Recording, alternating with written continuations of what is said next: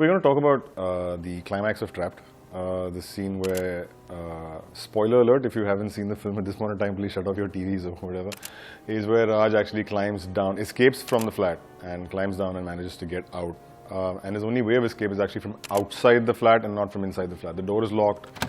He can't get out, it's made of steel, he's been trying to break it down, the lock is jammed, he's tried everything, and the only way out is actually sort of to break the railing and to climb down 5 floors onto a flat below. He's got no support, he's got no rope, he's got none of that kind of stuff, and he has to get into the flat.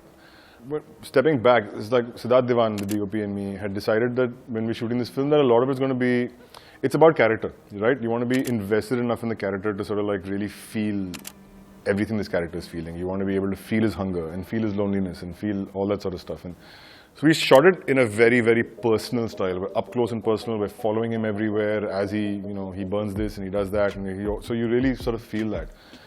And that's the tone we wanted to do pretty much when he's climbing down as well. So he manages to sort of like break the railing. He opens it and now starts to climb down. Now, we shot it in 2 different parts. One part is when we actually had an action double outside who was actually physically climbing down a bunch of flights of where. So we had cameras on a jimmy jib outside and up over there you actually see him climb down. Those are actually real shots. There's no green screen work on that. Those are real with an action double over there. Of course, he's harnessed and all the safeties in place and all that sort of stuff. So we did those bits on one thing. And then there was also the bit of Raj where he has to actually, climb down.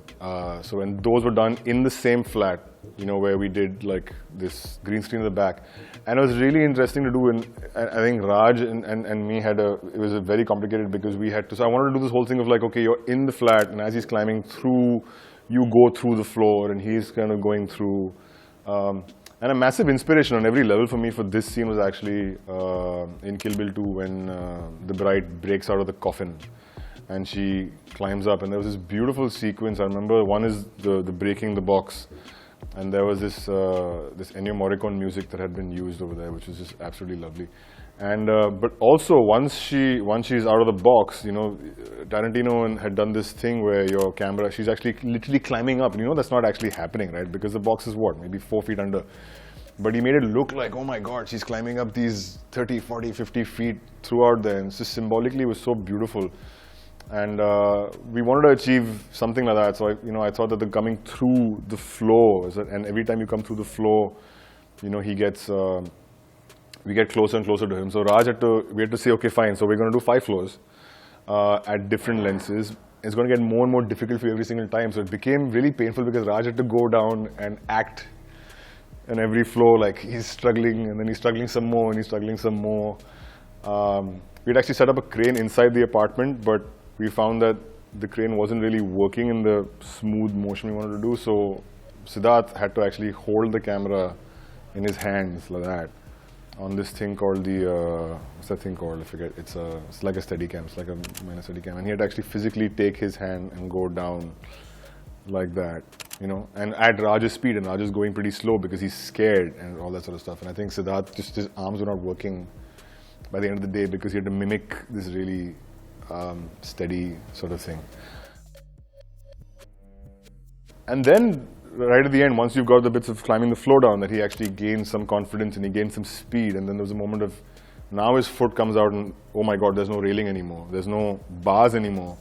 And he has to basically like literally use his belt and climb down and come down and put that foot on that railing. And that was actually for me the most sort of like exciting part of the whole thing, because I think that works because you're so with him. At that point in time, you think, okay, he's struggled and he's been in this apartment and there's no food, and finally he gets food, and there's no water, and finally he gets water, and there's no survival, and finally he manages to get out. And you cannot possibly, he gets stuck here. Of all the places, it's like you're on the floor that you're going to, but you can't get stuck here.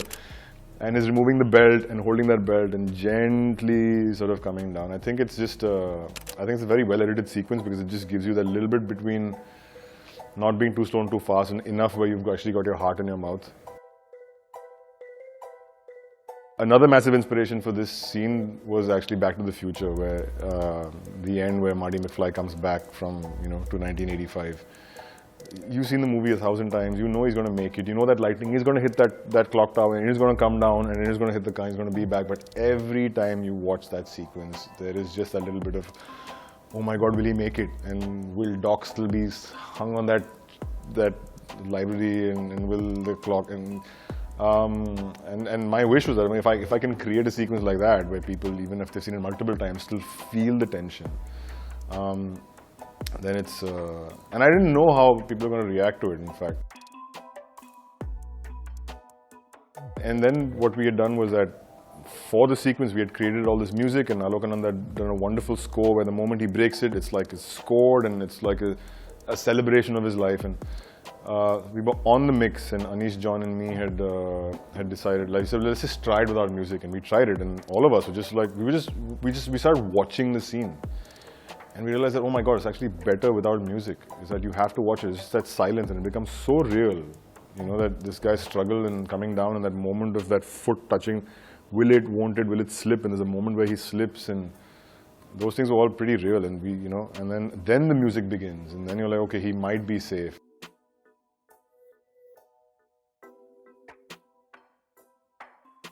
So part of it was the same thing of him being stuck. He's finally landed up at that flat outside, and now he can't open that damn door, and he's kicking it, and he's kicking it. And like, is he gonna even, like, oh my God, is he gonna be stuck here?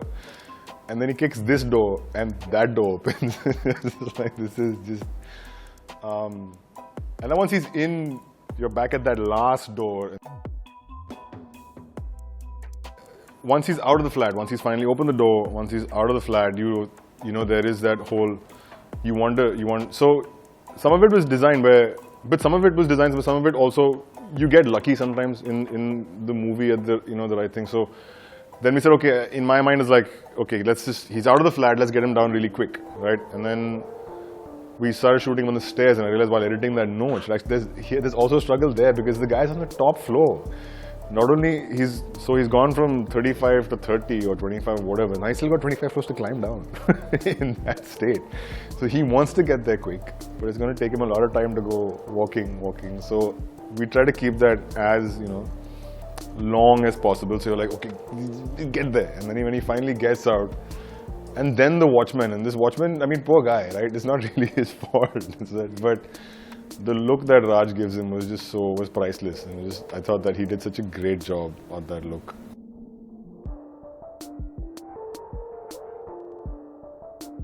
The pant falling down was again not designed. It happened.